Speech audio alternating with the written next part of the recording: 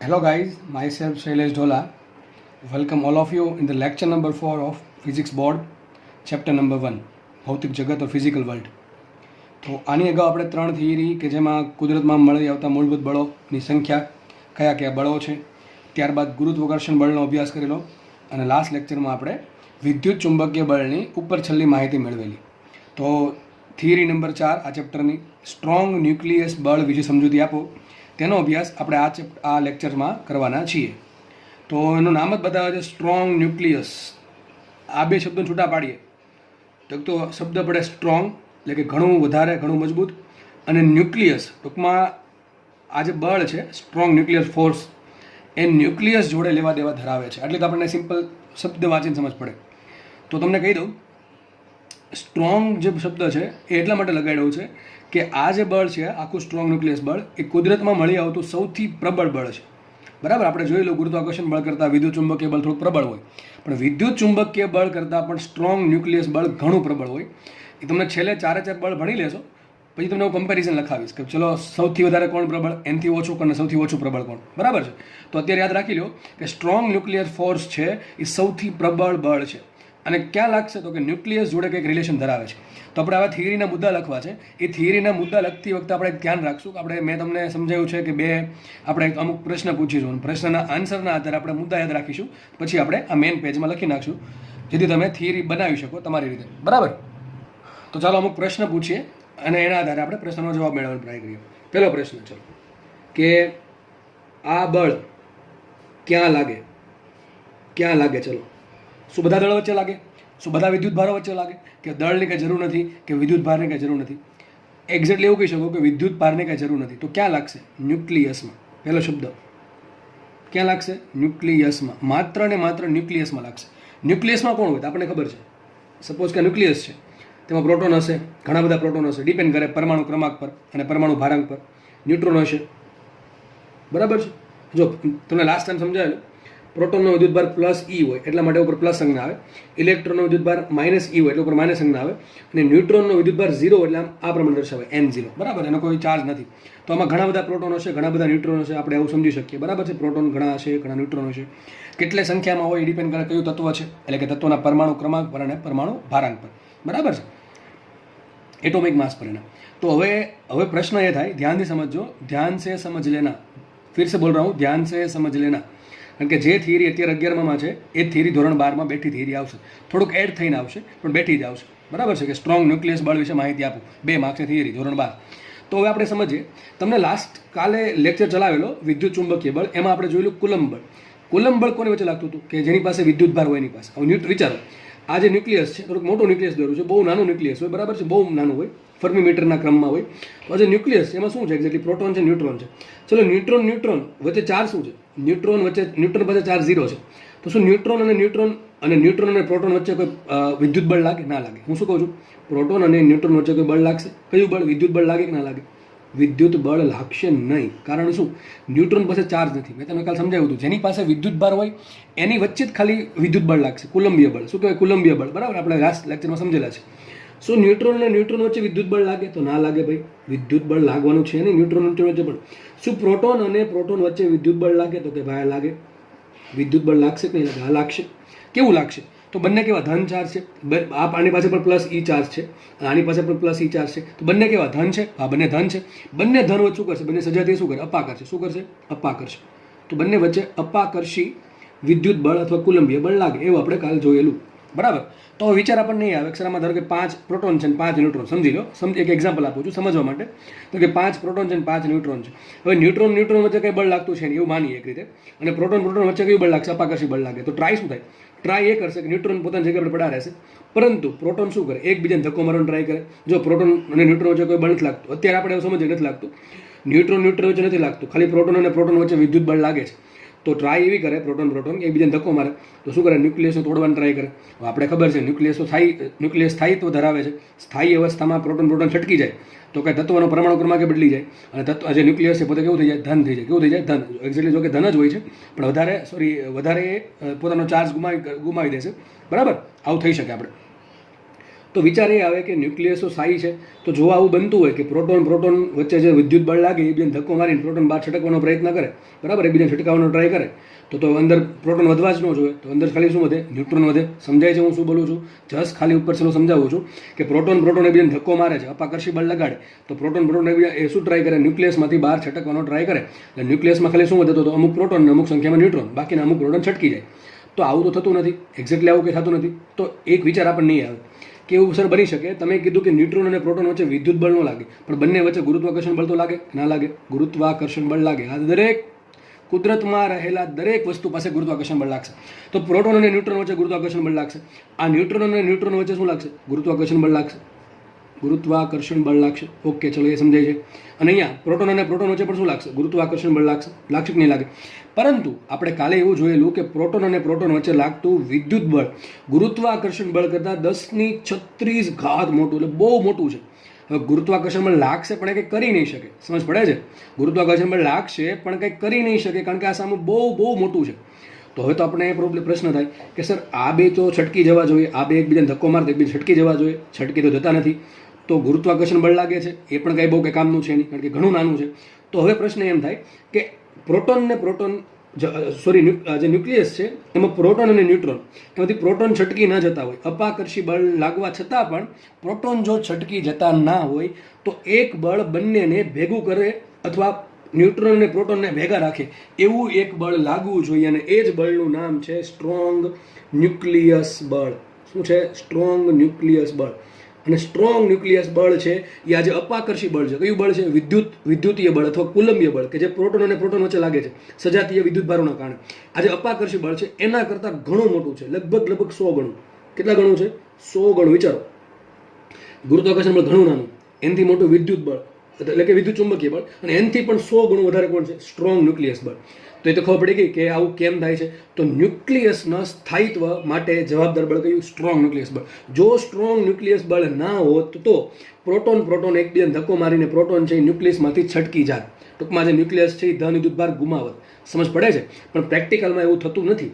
તો થોડીક સ્ટડી કરતાં સાયન્ટિસ્ટને એવું જાણવા મળ્યું કે એક બળ છે એ આ બધા કણોને એકબીજા સાથે જકડી રાખવું જોઈએ, કે જે ન્યુક્લિયસને બનાવી રાખવું જોઈએ. ન્યુક્લિયસના બંધારણમાં બહુ મદદરૂપ થતું હોય એવું બળ કયું છે? સ્ટ્રોંગ ન્યુક્લિયસ બળ. ચલો કેટલું વધારે છે? 100 ગણું. કોના કરતાં? વિદ્યુત ચુંબકીય બળ કરતાં. તો આપણે પહેલો પ્રશ્નનો આન્સર મળ્યો. આ બળ ક્યાં લાગે? તો કે ન્યુક્લિયસમાં લાગે. પછી આપણે બીજું એ પણ જોયું કે ન્યુક્લિયસના સ્થાયિત્વ માટે જવાબદાર બળ છે. તો બીજું એમ લખી શકીએ, બીજો પોઈન્ટ જે સ્ટ્રોંગ ન્યુક્લિયસ બળ જે છે એ શું કરે?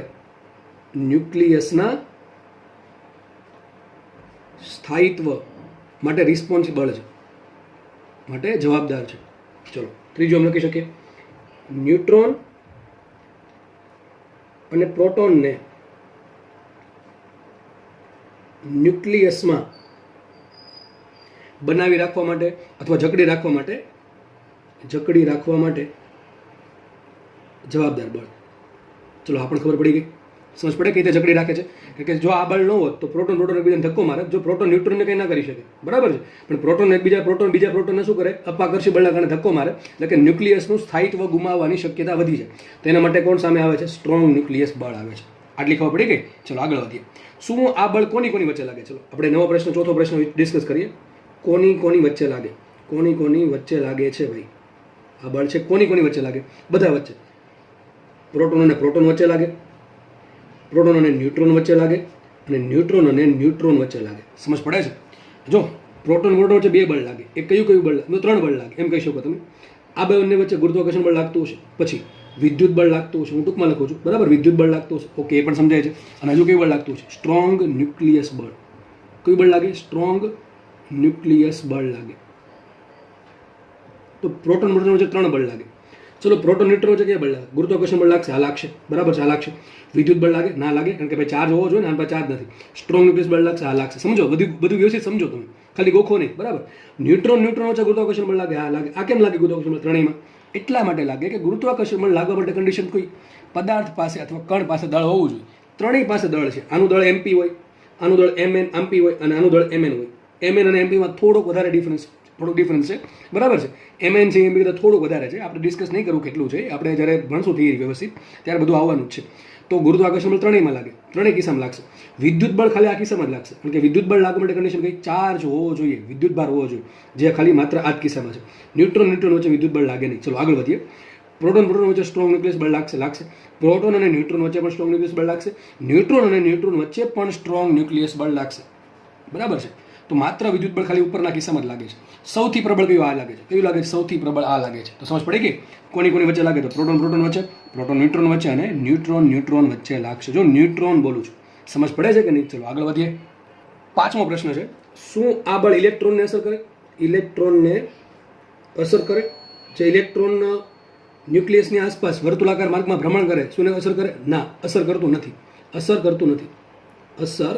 નથી. કેમ નથી કરતું આપણે એ પણ હમણાં સમજીશું. કેમ નથી કરતું એનું કારણ તમને પાછળ આપીશ. બરાબર. નેક્સ્ટ ક્વેશ્ચન ડિસ્કસ કરીએ. કેટલા અંતર માટે લાગુ પડે? શું કેટલા અંતર માટે લાગુ પડે? એટલે કે ન્યુક્લિયસની બહાર લાગુ પડે? તો ખૂબ જ ઓછા અંતર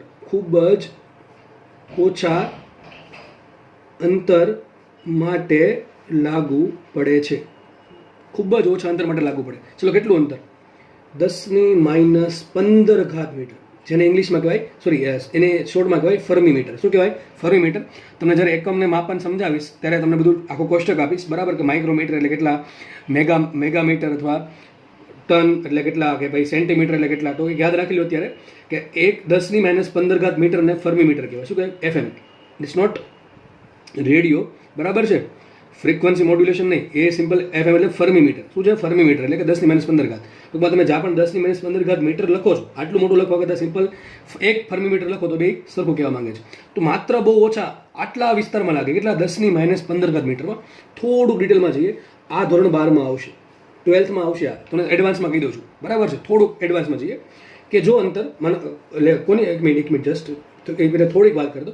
ખૂબ જ ઓછા અંતર માટે પણ કેટલું, કોની વચ્ચે અંતર? પ્રોટોન અને ન્યુટ્રોન. જેમ કે એક પ્રોટોન અહીંયા હોય, બીજો પ્રોટોન અહીંયા હોય. બરાબર છે? પ્રોટોન પછી એક ન્યુટ્રોન અહીંયા હોય, બીજો સપોઝ પ્રોટોન અહીંયા હોય તો પણ ચાલે. અને ધારો કે એક ન્યુટ્રોન અહીંયા છે, બીજો ન્યુટ્રોન અહીંયા છે. તેમની વચ્ચે અંતર, આ બે વચ્ચે અંતર કેટલું ઓછું? કોઈ પણ બે વચ્ચે અંતર કેટલું ઓછું? આટલું, 10⁻15 મીટરથી ઓછું.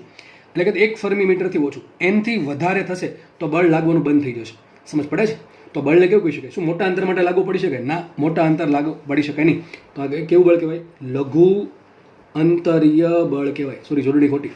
શું આવે? લઘુ અંતરીય બળ. કેવું બળ છે? લઘુ અંતરીય બળ છે. જો લાસ્ટ આપણે જે બે બળની ચર્ચા કરેલી, ગુરુત્વાકર્ષણ બળ અને વિદ્યુત ચુંબકીય બળ, એ ગુરુ અંતરીય હતા, કારણ કે નાના અંતર માટે બળ લાગે અને મોટા અંતર માટે લાગે. આ જે બળ છે સ્ટ્રોંગ ન્યુક્લિયસ બળ, એ માત્ર 10⁻15 મીટર અથવા ન્યુક્લિયસ જે એની અંદરના વિસ્તાર માટે ખૂબ જ ઓછા અંતર માટે લાગુ પડે, એટલા માટે શું કહેવાય? લઘુ અંતરીય બળ કહેવાય છે. તો થોડુંક 12થમાં જઈએ, મેં કીધું પ્રમાણે 12થમાં જઈએ તો 12થમાં તમે આવું ભણશો કે 0.8 ફર્મી એટલે કેટલી થાય? એક્ઝેક્ટલી આમ લખાય 0.8 × 10⁻15 ફર્મીમીટરથી ઓછું અંતર હોય. આનાથી ઓછું અંતર હોય તો શું થાય? અને 0.8 ફર્મીમીટરથી, ટૂંકમાં કોની વચ્ચે? આ બે વચ્ચે અંતર. આને આપણે ઇંગ્લિશમાં ન્યુક્લિયોન કહેવાય. શું કહેવાય? પ્રોટોન અને ન્યુટ્રોનને સિમ્પલ ભાષામાં ન્યુક્લિયોન કહેવાય. અથવા જે ન્યુક્લિયોન છે, પ્રોટોન ન્યુટ્રોન અથવા ન્યુટ્રોન વચ્ચેનું અંતરની વાત થાય છે. એ વધુ હોય, 0.8 ફર્મીમીટરથી વધારે હોય તો શું થાય? અને વધુ હોય તો શું થાય? બરાબર? ચલો યાદ રાખો, 0.8 ફર્મીમીટરથી ઓછું અંતર હોય બે વચ્ચે તો આ બળ અપાકર્ષી પ્રકારનું. કેવા પ્રકારનું છે? અપાકર્ષી બળ લાગે. ટૂંકમાં એકબીજા પ્રોટોન શું ધક્કો મારશે? ન્યુટ્રોન શું ધક્કો મારે? ન્યુટ્રોન શું કરે? ધક્કો મારે. અને 0.8 ફર્મીમીટરથી વધુ અંતર હોય તો કેવું લાગે? આકર્ષી લાગે. કેવું લાગે? આકર્ષી લાગશે. અને 1 ફર્મીમીટરથી વધારે અંતર હોય, 1 ફર્મીમીટરથી વધુ અંતર હોય, ડિસ્ટન્સ લાર્જર દેન 1 ફર્મીમીટર, તો બળ લાગશે જ નહીં. આપણે હમણાં કીધું કે કેટલા મીટર માટે? 10⁻15 મીટર, કે 1 ફર્મીમીટર જેટલા અંતર માટે લાગશે. એટલે કે લગભગ એવું એક્ઝેક્ટલી નથી કે 1 ફર્મીમીટરથી વધારે તો લાગશે જ નહીં. લગભગ 1 ફર્મીમીટરથી 2 ફર્મીમીટર લઈ શકો કે આની વચ્ચે અંતર હોય તો લાગશે. એમાં સ્પેસિફિક કર્યો કે 0.8 ફર્મીમીટરથી ઓછું અંતર હોય તો અપાકર્ષી પ્રકારનું બળ લાગે ને 0.8 ફર્મીમીટરથી વધારે અંતર હોય તો આકર્ષી પ્રકારનું બળ લાગશે. અમુક લોકોને મારો અવાજ કદાચ સ્પીડમાં લાગશે, પણ હવે એ ટેવ પડી ગઈ છે મારે ઘણા સમયથી. તમે જેમ મારા લેક્ચર ભરતા જશો એ પ્રમાણે તમે એ અવાજથી અને આ સ્પીડથી ધીમે ધીમે ટેવાઈ જશો. એટલે કે ડોન્ટ બોધર, ડોન્ટ વરી. બરાબર છે? કોઈ ચિંતા કરવી નહીં એની. ધીમે ધીમે સમજવાનો પ્રયત્ન કરો. બરાબર? તો આપણે એ પણ જોયું કે કેટલા અંતર માટે લાગુ પડે. તો કે 1 ફર્મીમીટરથી ઓછા અંતર માટે અથવા 1 ફર્મીથી વધુ 2 ફર્મીમીટર જેટલા અંતર માટે બળ લાગશે, એનાથી વધારે બળ લાગશે નહીં. એટલા માટે શું કહેવાય? લઘુ અંતરીય બળ કહેવાય. આ માહિતી એક્સ્ટ્રા છે. તમે જો ચાહો તો, તમારી જો ચાહત હોય તમારી ચાહત હોય તો તમે યાદ રાખી શકો છો, બાકી 12થમાં તો આવવાનું જ છે પાછું. બરાબર, આપણે હજી આગળ એક બે ક્વેશ્ચનો સોલ્વ કરીએ. હવે આ જે થિયરી છે ને બહુ જૂની થિયરી છે. રિસેન્ટ થિયરી એવું કહે છે, ધ્યાનથી સમજજો, આ પણ 12થનો ટોપિક છે. બરાબર, 12થનો ટોપિક છે. આ જે બી સ્ટ્રોંગ ન્યુક્લિયસ બળ છે એ તમારે એક ચેપ્ટર છે ન્યુક્લિયસ, એ ન્યુક્લિયસ ચેપ્ટરમાં ધોરણ 12માં ચેપ્ટરમાં આપણે ભણવાનું જ છે. બરાબર, ચિંતા બહુ કરવી નહીં. અત્યારે જેટલું સમજાય એટલું સમજી લો. બરાબર છે, અત્યારે સમજો પછી સમજો. સમજવાની વસ્તુ કોઈથી ભૂલાતી નથી, પણ ગોખેલી વસ્તુ 100% ભૂલાઈ જાય છે. તો હવે આગળ વાત કરીએ. 12થની જ વાત છે. વાત એવી છે કે જે રિસેન્ટ સ્ટડી થાય છે, હવે જો દરરોજ રિસર્ચ થયા જ કરે છે. મેં તમને લગભગ પહેલાં ઇન્ટ્રોડક્ટરી લેક્ચરમાં સમજાવ્યું હતું કે આપણે કદાચ સૂઈ જાય ને તો રિસર્ચ થયા જ કરે છે. દુનિયામાં કંઈક ને કંઈક નવું શોધાયા જ કરે છે દરરોજ. તો અત્યારે જે રિસેન્ટ સ્ટડી એમ કહે છે, એ એવું કહે છે કે જે ન્યુટ્રોન છે અને પ્રોટોન છે એ ક્વાર્ક નામના વસ્તુના, ક્વાર્ક નામના કણના બનેલા છે. કોના બનેલા છે? ક્વાર્ક નામના કણના. આપણે ધોરણ 10 સુધી એવું જ માનતા આવ્યા છીએ કે પદાર્થ છે એની અંદર શું હોય? પદાર્થ છે એની અંદર અણુઓ છે, પદાર્થની અંદર અણુઓ છે, અણુ અંદર શું હોય? પરમાણુ હોય. શું હશે? પરમાણુ. અને પરમાણુ અંદર આપણે એવું ભણ્યા કે ઇલેક્ટ્રોન હોય, પ્રોટોન હોય અને ન્યુટ્રોન હોય. પ્રોટોન ન્યુટ્રોન ભેગા થઈને શું બનાવે? ન્યુક્લિયસ બનાવે. તો એક ન્યુક્લિયસ હશે અને ન્યુક્લિયસની આજુબાજુ ઇલેક્ટ્રોન ભ્રમણ કર્યા કરે. આપણે એવું સમજેલા છે. પણ અત્યારે જે રિસર્ચ સ્ટડી એમ કરે છે કે ન્યુક્લિયસ છે એ ખાલી પ્રોટોન અને ન્યુટ્રોનનું બનેલું નથી. એમાંય જો અંદર જવામાં આવે તો પ્રોટોન કંઈકનું બનેલું છે, ન્યુટ્રોનમાં કંઈકનું બનેલું છે. એ કંઈક છે, એને નામ આપ્યું ક્વાર્ક. શું નામ આપ્યું? ક્વાર્ક. હવે અત્યારે જે રિસેન્ટ સ્ટડી થઈ છે એના આધારે કુલ ક્વાર્કના 6 પ્રકાર. કેટલા પ્રકારના? 6 પ્રકારના ક્વાર્ક જોવા મળે છે. 6 પ્રકારના ક્વાર્ક જોવા મળે. કયા કયા? નામ યાદ રાખવાની જરૂર નથી, જસ્ટ ઇન્ફોર્મેશન માટે યાદ રાખી શકો. એક છે અપ ક્વાર્ક, એક છે ડાઉન ક્વાર્ક, એક છે ટોપ ક્વાર્ક, ચોથું છે બોટમ ક્વાર્ક, પાંચમું છે ચાર્મ. કેવું છે બોલો? Charming, charm quark. અને છઠ્ઠું છે સ્ટ્રેન્જ, થોડુંક વિચિત્ર. તો આ પ્રમાણે કુલ 6 પ્રકારના ક્વાર્ક છે જેનો અભ્યાસ આપણે ધોરણ 12માં કરવાનો છે. એ પણ ખાલી આ બેનો જ. એ ખાલી 2-3 લીટી આવશે, વધારે આમાં ડિટેલમાં કંઈ આવશે નહીં, કારણ કે આના માટે કંઈક ઓથેન્ટિક થિયરી નથી કે ચલો આવું એક્ઝેક્ટલી છે જ. બરાબર, આ તો જસ્ટ રિસર્ચ સ્ટડી છે આવી. બરાબર, હજી આમાં એવું જોઈ શકે આપણે ભવિષ્યમાં આજથી 50 વર્ષ પછી એવું જોવા મળે કે ક્વાર્ક છે એ પણ કંઈકના બનેલા છે. બરાબર, તો આમાં જેટલું ઊંડા ઉતરે એટલું ઓછું છે. આપણે 12માં સુધી સીમિત રાખશું. તમે ખાલી આ જસ્ટ ઇન્ફોર્મેશન માટે છે. Just information for your knowledge. Just I am providing just information for your knowledge. બરાબર છે. તો પ્રોટોન અને ન્યુટ્રોન છે એ ક્વાર્ક્સના બનેલા. જો ઇલેક્ટ્રોન ક્વાર્કનો બનેલ નથી, યાદ રાખો. ઇલેક્ટ્રોનને ક્વાર્ક કરે કોઈ લેવા દેવા નથી. આ કોની વાત થાય છે? ન્યુટ્રોન અને પ્રોટોનને અમુક પ્રકારના ક્વાર્કનો બનેલા છે. પ્રોટોન છે એ અપ ક્વાર્ક અને ડાઉન ક્વાર્કનો બનેલો છે. ન્યુટ્રોન છે એ અપ ક્વાર્ક અને ડાઉન ક્વાર્કનો બનેલો છે. આ વિશે અભ્યાસ આપણે ધોરણ 12માં કરીશું. તો હવે અત્યારે સ્ટડી એમ કહે છે કે સ્ટ્રોંગ ન્યુક્લિયસ બળ જેવું કંઈ છે જ નહીં. શું કહે છે સ્ટડી? સ્ટ્રોંગ ન્યુક્લિયસ બળ જેવું કંઈ છે જ નહીં. તો સર એમ કહે કે તમે જે ભણે બધું ખોટું છે. ના, ખોટું તો નથી. કંઈક તો આમાં હશે જ કે જે ન્યુક્લિયસને જકડી રાખે છે. એ એમ કહે છે રિસેન્ટ સ્ટડી કે સ્ટ્રોંગ ન્યુક્લિયસ બળની એની જો અંદર જવામાં આવે તો ક્વાર્ક બળ લાગે. કયું બળ લાગે? ક્વાર્ક્સ બળ લાગે. એટલે શું કહે? એક ક્વાર્ક વડે બીજા ક્વાર્ક વચ્ચે કંઈક બળ લાગતું છે, બીજા ક્વાર્ક અને ત્રીજા કંઈક વચ્ચે બળ કંઈક લાગતું છે. ટૂંકમાં એક્ઝેક્ટલી એવું કહે છે કે પ્રોટોન અને પ્રોટોનની આપણે હમણાં જોયું, પ્રોટોન કંઈકના બનેલા છે ક્વાર્ક્સના, ન્યુટ્રોન કંઈકના બનેલા છે ક્વાર્ક્સના. તો એક્ઝેક્ટલી ન્યુટ્રોન અને પ્રોટોન વચ્ચે બળ લાગે છે એ હકીકત ન્યુટ્રોન પ્રોટોન વચ્ચે નથી લાગતું. કોઈ વચ્ચે લાગે છે? ક્વાર્ક વચ્ચે લાગે છે. તો અત્યારે રિસેન્ટ સ્ટડી આવું કહે છે કે સ્ટ્રોંગ ન્યુક્લિયસ બળની જગ્યાએ કયું બળ લાગે છે? ક્વાર્ક્સ બળ લાગે છે. પણ એનું કંઈક ઓથેન્ટિક પ્રૂફ નથી કે એક્ઝેક્ટલી આવું કેમ થાય છે. ટૂંકમાં આમાં હજી રિસર્ચ ચાલુ છે, એટલા માટે તમે આપણે આ બહુ થિયરી ભણવાની છે નહીં. તો જસ્ટ આટલું જ છે આમાં સ્ટ્રોંગ ન્યુક્લિયસ બળમાં. આઈ હોપ કે તમને મજા આવી હશે, ઘણું બધું જાણવા મળ્યું હશે. તો જેટલા બી પોઈન્ટ લખ્યા છે એ તમારે આપણે ફટાફટ હવે તમારી થિયરી લખવા માટે આપણે ઉતારી લઈએ મેઇન પેજમાં. ચલો, જે આપણે દર લેક્ચરમાં કરીએ છીએ. ચલો, પહેલો પોઈન્ટ લખીએ આપણે. So I am writing such important point to build up the theory. બરાબર, ચલો આગળ વધીએ. તો પહેલો પ્રશ્ન આપણે એવું પૂછ્યો હતો કે આ બળ ક્યાં લાગે? તો ક્યાં લાગે છે? ન્યુક્લિયસમાં. તો આ બળ ક્યાં લાગે છે? એટલે કે કયા બળની વાત કરું છું? આ બળ એટલે હું જ્યાં પણ બોલું આ બળ, તો તમારે કયું બળ સમજવાનું? Strong nuclear force. તો આ ક્યાં લાગશે? માત્ર ન્યુક્લિયસના નાના વિસ્તારમાં લાગે. પેલો પોઈન્ટ આ થઈ ગયો. ક્યાં લાગે? તો કે ક્યાં લાગશે? માત્ર ન્યુક્લિયસના નાનકડા વિસ્તારમાં. ચલો, બીજો પ્રશ્ન શું હતો? તો આમાં ઘણું બધું જોયું કે વિદ્યુત બળ લાગશે પ્રોટોન વચ્ચે. તો આપણે એને પછી એવું સાબિત કર્યું હતું આ બધી ચર્ચાના આધારે. હવે જો અહીંયા હું ખાલી અમુક ટોપિક જ લખી, બધા લખવા જઈશ તો લગભગ 2-3 પેજ ભરાઈ જશે. એનો કંઈ મતલબ નથી. તો તમારે જો આ બધું તમારી ચાહત હોય તમારી ડિટેલ્સમાં જાણવાની, તો તમે તમારા બુકમાં લખી શકો છો. હું સમજાવું છું બરાબર. તો અત્યારે ખાલી પોઈન્ટ લખી નાખીએ. તો એના આધારે આપણે સમજૂતીના આધારે એવું સાબિત કર્યું હતું કે જે આ સ્ટ્રોંગ ન્યુક્લિયસ બળ છે એ ન્યુક્લિયસના સ્થાયિત્વ માટે જવાબદાર. તો લખીએ આપણે અહીંયા ન્યુક્લિયસના સ્થાયિત્વ માટે જવાબદાર બળ. ઓકે, ચલો આપણને ખબર પડી ગઈ. ચલો ત્રીજો પોઈન્ટ શું લખ્યો આપણે? ત્રીજો પોઈન્ટના આધારે એવું લખ્યું હતું કે ન્યુટ્રોન અને પ્રોટોનને ન્યુક્લિયસમાં જકડી રાખવા માટે જવાબદાર. ટૂંકમાં ન્યુક્લિયસના બંધારણ માટે, એટલે કે ન્યુક્લિયસના બંધારણ અથવા શું કહી શકાય, અથવા એવું કહી શકાય ન્યુટ્રોન અને પ્રોટોનને ન્યુક્લિયસમાં જકડી રાખવા માટે જવાબદાર બળ. જો મારી ટેવ જ છે ભાઈ થિયરી ભણાવવાની, આ ટેવ જ છે કે પ્રશ્ન પૂછો ને એનો આન્સર મેળવો. જે તમારી થિયરી છે એને નાનકડા પ્રશ્નોમાં વહેંચી દો તો તમને ઓટોમેટિક સમજાય. હવે આ પોઈન્ટ કેમ લખો એનો કંઈક પ્રશ્ન છે ને એનો કંઈક આન્સર છે, એના આધારે આ પોઈન્ટ. બીજો પોઈન્ટ કેમ લખો એનો કંઈક પ્રશ્ન છે, એનો કંઈક આન્સર છે. હવે તમે પ્રશ્ન યાદ રાખી લો આ પ્રમાણે, એટલે કે સમજો ડિટેલમાં. આને ખાલી યાદ રાખોને ગોખવું કહેવાય, પણ આપણે આને વ્યવસ્થિત સમજા કહેવાય. તમે કઈ રીતે રાખો છો યાદ તમારા પર ડિપેન્ડ કરે છે કે પોઈન્ટ હકીકત આવો આવ્યો કેમ, સર શું સમજાવ્યું હતું, એ તમારા મનમાં પ્રોસેસિંગ ચાલવું જોઈએ. બરાબર છે. નેક્સ્ટ પોઈન્ટ આપણે એવો ભણ્યો હતો. ચોથો પોઈન્ટ શું હતો કે કોની વચ્ચે લાગે? તો આપણે જોયું કે પ્રોટોન વચ્ચે, પ્રોટોન ન્યુટ્રોન વચ્ચે અને ન્યુટ્રોન વચ્ચે લાગશે. આ ત્રણેય બળ લાગશે. કયા બળ ક્યાં લાગે આપણને ખબર છે. બરાબર છે. આપણે ખાલી સ્ટ્રોંગ ન્યુક્લિયસ બળની વાત કરીએ. કોની વચ્ચે લાગશે? તો કે ભાઈ પ્રોટોન વચ્ચે લાગશે, પ્રોટોન વચ્ચે લાગે. ઓકે, ચલો બીજું કોની વચ્ચે લાગે? પ્રોટોન અને ન્યુટ્રોન વચ્ચે લાગે. ઓકે, એ પણ સમજાય. અને છેલ્લે કોની વચ્ચે લાગે?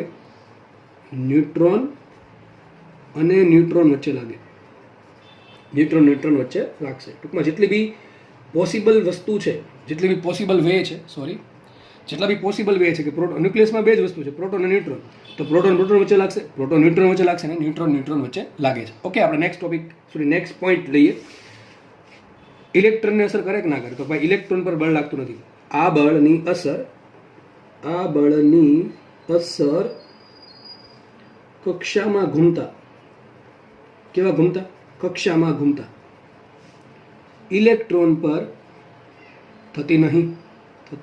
ઓકે, ચલો કેમ નથી થતી? ચલો મને કહો. તો આન્સર તમને પાછળ આપેલો છે. આ બળ કેટલા વિસ્તારમાં લાગે? 10⁻15 મીટર, એટલે કે 1 ફર્મી. તમને કીધું, તમને જો સમજાવેલું છે કે આ બળ છે એ વધુમાં વધુ 1 ફર્મી મીટરથી 2 ફર્મી મીટર સુધી લાગે. જે ઇલેક્ટ્રોન જે છે એ ન્યુક્લિયસ થોડોક દૂર હોય. બરાબર છે. પહેલી કક્ષાનું અંતર પણ થોડુંક દૂર હશે, એટલે કે ટૂંકમાં આનથી અંતર વધારે હોય, એટલે આનથી અંતર વધી ગયું એટલા માટે લાગતું નથી.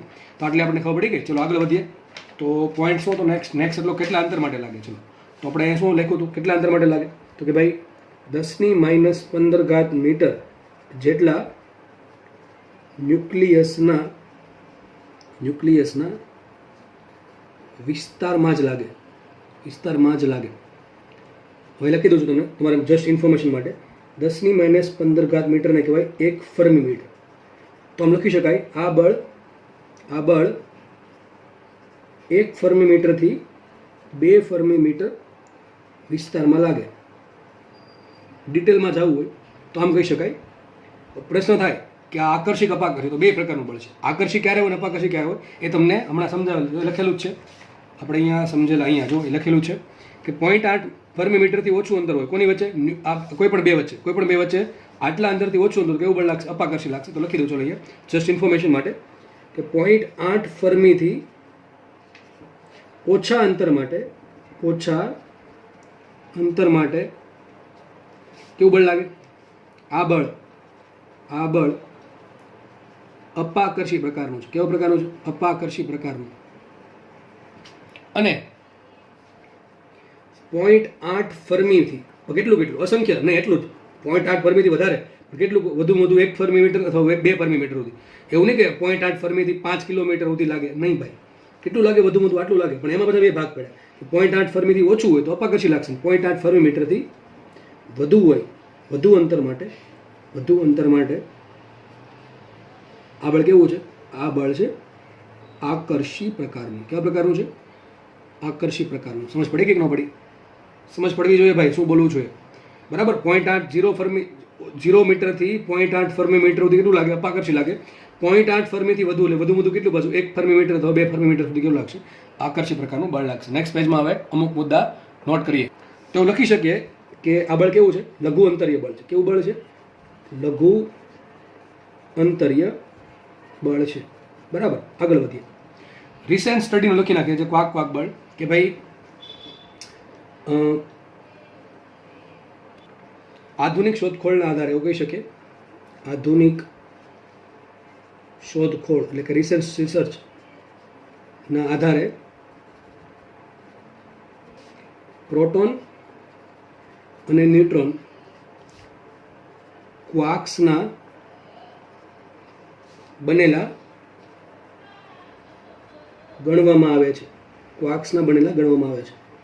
જો આ જે પોઈન્ટ છે ને, અમુક પોઈન્ટ 0.8 ફર્મીમીટર વાળાના આ બધા પોઈન્ટ એ એક્સ્ટ્રા માહિતી માટે છે. તમે જો તમને તમારી ચાહત હોય તો તમે લખી શકો, તમારે જો એક્ઝામમાં પૂછાય ત્યારે. બાકીના જે પોઈન્ટ છે એ લખશું તો પણ ચાલશે. કુલ 6 પ્રકારના ક્વાર્ક છે. કુલ 6 ટાઈપ્સ ઓફ ક્વાર્ક, 6 પ્રકારના ક્વાર્ક્સ અત્યારે જોવા મળ્યા છે. કયા કયા લખી દો અહીંયા. એક છે અપ ક્વાર્ક, એક છે ડાઉન ક્વાર્ક, એક છે ટોપ ક્વાર્ક, એક છે બોટમ ક્વાર્ક, એક છે ચાર્મ ક્વાર્ક અને એક છે સ્ટ્રેન્જ ક્વાર્ક. આ દરેકની માહિતી આપણે ભણવા નથી, જસ્ટ ખાલી ઇન્ફોર્મેશન છે. Just for your information I am providing this information. બરાબર, કુલ 6 પ્રકારના ક્વાર્ક છે. તો હવે એવું માનવામાં આવે છે કે સ્ટ્રોંગ ન્યુક્લિયસ બળ એ ન્યુક્લિયસના સ્થાયિત્વ માટે જવાબદાર નથી. બરાબર, તો કોણ જવાબદાર છે? એ બળ છે ક્વાર્ક્સ બળ. કયું બળ? ક્વાર્ક્સ બળ ને ન્યુક્લિયસના સ્થાયિત્વ માટે